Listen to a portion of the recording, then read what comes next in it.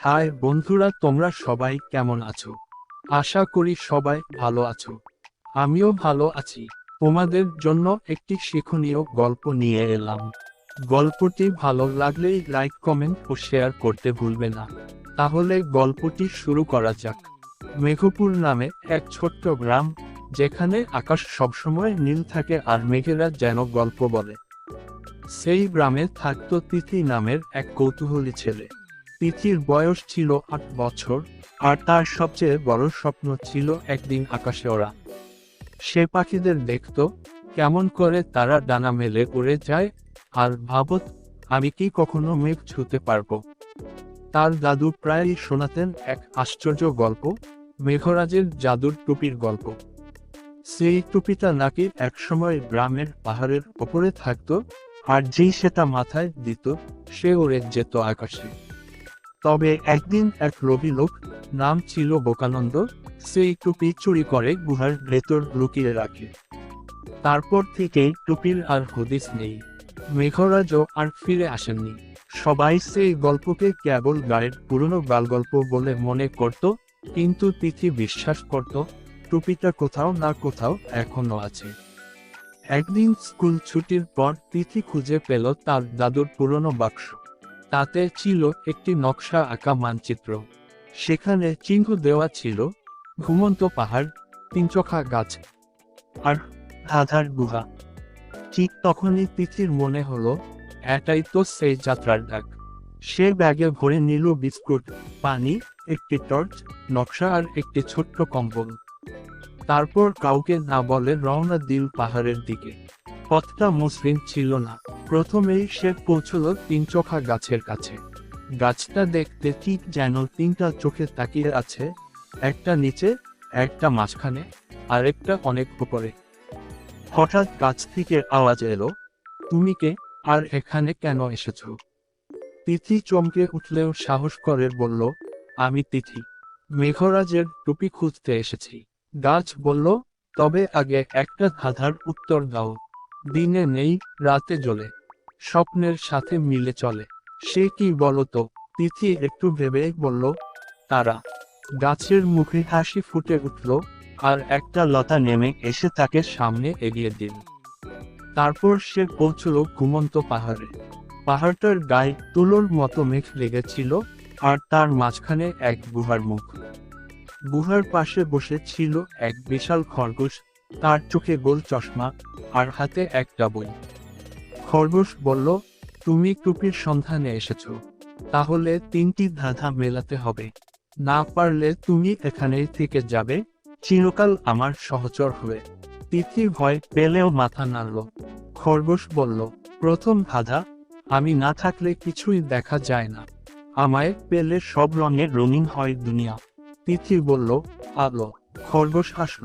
দ্বিতীয় ধাঁধা, আমি সবার কাছে থাকি, কিন্তু কেউ আমাকে ছুঁতে পারে না, আমি আকাশে থাকি, কখনো সাদা, কখনো কালো।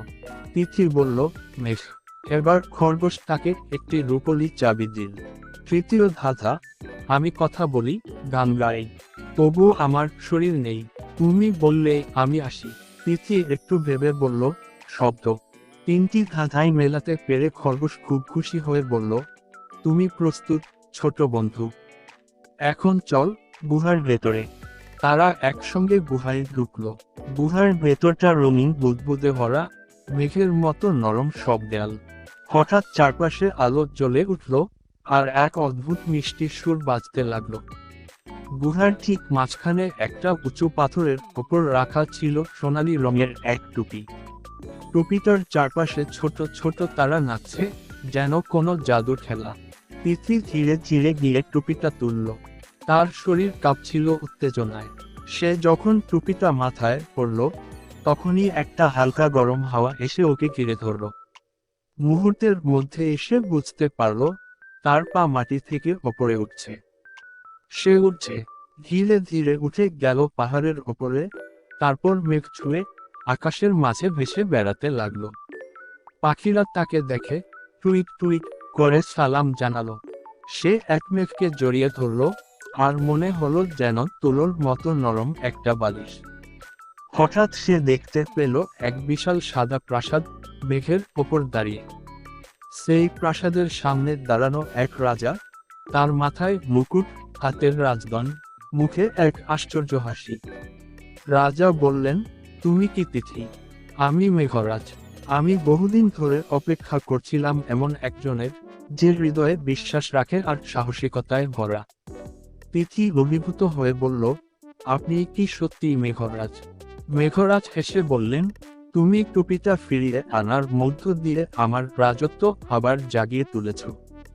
এখন আমি আবার মেঘের দুনিয়ার রক্ষা করতে পারবো। তিনি তিথির মাথায় হাত রেখে বললেন, তুমি এখন আমাদের আকাশবন্ধু। যখনই কারো মন খারাপ হবে, তুমি তাকে আনন্দ দিতে পারবে। শুধু টুপিটা ব্যবহার করো সৎ কাজে, আর মনে রেখো, আসল জাদু লুকিয়ে থাকে হৃদয়ে। তারপর তিথি ধীরে ধীরে মাটিতে ফিরে এল। বুড়ার মুখে খরগোশ তাকে বলল, তোমার এই টুপি তোমার বিশ্বাস আর বন্ধুত্বের উপহার। কেবল তুমি একাই এটা ব্যবহার করতে পারবে। তিথি খুশিতে নেচে উঠল। সে বাড়ি ফিরে এলো আর দাদুকে সব কথা বলল। দাদু শুধু হেসে বললেন, আমি জানতাম তুই পারবি। তারপর থেকে মেঘপুরের শিশুরা মাঝে মাঝে বলে, আমি মন খারাপ করছি, তিথি কই? আর তখনই তারা দেখতে পায়, মেঘের ফাঁকে এক ছোট্ট ছেলে, মাথায় সোনালি টুপি পরে হাসছে, তাদের দিকে উড়ে আসছে। তিথি এখন শুধু এক শিশু নয়, সে মেঘপুরের প্রিয় বন্ধু, আকাশের সাহসী রক্ষক। আর তার জাদুর টুপি এখনো মজাদার আর ভালোবাসা ছড়ায় সবার জন্য। ড্যাশ ড্যাশ ড্যাশ শিক্ষা। সত্যিকার জাদুর টুপির মতোই সাহস, বন্ধুত্ব আর বিশ্বাস থাকলেই অসম্ভবকেও সম্ভব করা যায়।